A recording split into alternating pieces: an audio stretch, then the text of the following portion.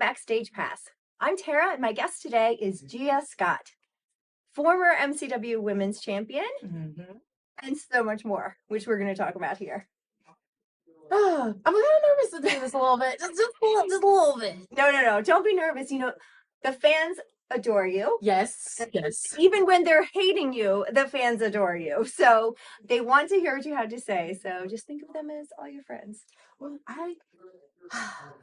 this has been for me, I feel like a crazy journey because next year, 2023 coming around, like right around the corner, and it'll be what? I started in like 2018. Yeah, and this is 5 years, right? This is okay. We're 5 years. All right, we're still a baby, but we're marking on the 5-year journey, and it's surreal because I remember coming into the school and I'm like, I got goals, like little 18-year-old Gia, just like I got so many goals. And the first thing that I thought about was like winning the MCW Women's Championship. And I wanted to make it mean something. And I wanted to prove to everyone like I can do this, I got this, I'm gonna take this on my shoulder and I'm gonna run with it.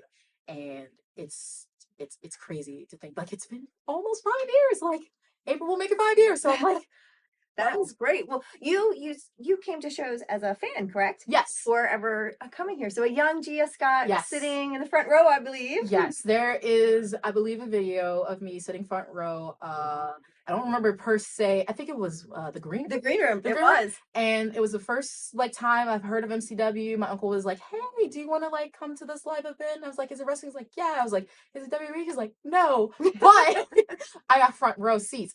All right, I'm in. So right. I go and do it. And then I met Booker T. He was like, "Oh, you have a really nice smile." I was like, "Oh, thank you." But like watching everybody in the ring and just hearing it up close because whenever I go to a live event, I would be like further back and whatnot. But you can still hear everything going on. But like being like that close and seeing everyone wrestle and hearing the ring sound, I wanted to get into the ring. I didn't care what it was. I just wanted to do it. And just to have that like image of me like saying like I want to do this, I want to wrestle, I don't know how I want to wrestle, but I just want to get into it, and I didn't know how. But thankfully I think somebody said like, "Oh, if you want to train to be a pro wrestler," we probably put a flyer on your car. Like the flyer on the car, just like making a little announcement. And I was just like, I looked at my mom, I was like, "This is what I want to do, this is it." And the rest was just history from there. Now when you went home and told your family, "Hey, I want to do this," what was the reaction? So everyone was supportive because like my family, we grew up watching wrestling, especially my uncle because he's the one who got me into it. My mom was like super supportive. I was like, "Hey, so if I start wrestling, how do you feel about it?" She's like, "Oh, honey, go for it, it's your dream." And I was like, "Oh, like if I won like a championship, like would you be there for?" She's like, "Heck yeah, you're my daughter, why would I not be there?"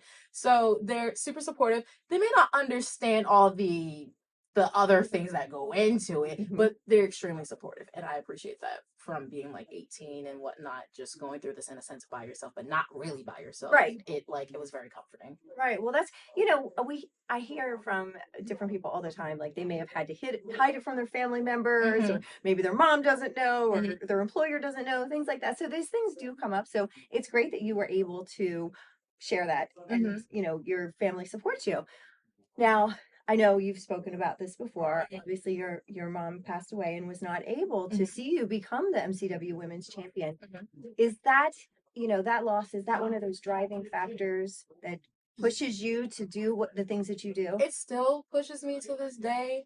No matter like what championship I win, no matter what, I always like dedicate it to my mother because like I know she'd be there to celebrate it and whatnot, even for the very first one. And when I won it for the very first time, it was bittersweet because I'm like, I finally got this. I remember talking with her about this, but it's sad that she's not here to be able to see it because I know she'd be like jumping on and down, like up and down, like that's right.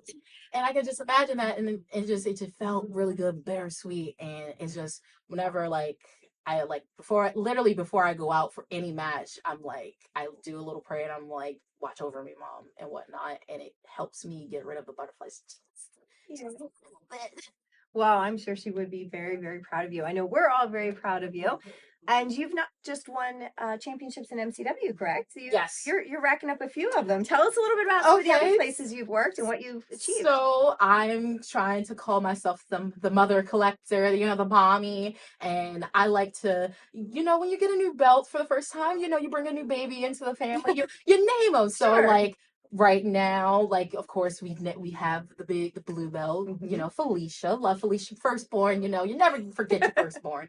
second born, we have, Nicole. We have another championship, which is red, named her Rosie. And I haven't named the DCW championship yet because I'm a tag champ. I haven't named her yet.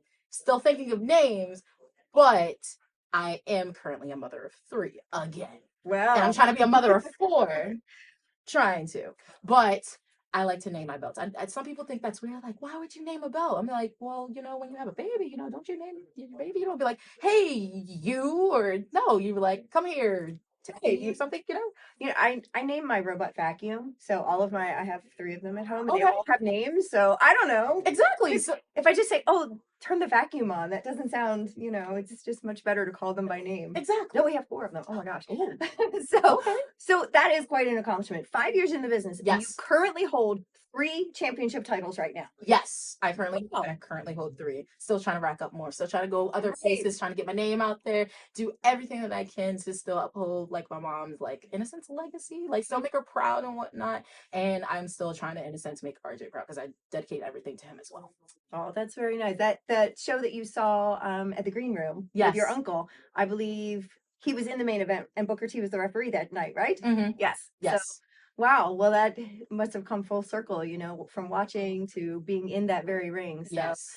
And I'm sure there's, the 2 of them are looking on from above and supporting you, So where is the next place that you want to add these accolades to under your belt? Like, where do you see yourself going next? What's your for 2023? Personally, I know because I always think about this myself. I'm thinking all right, where do I want to go next? Where what's the next thing for me?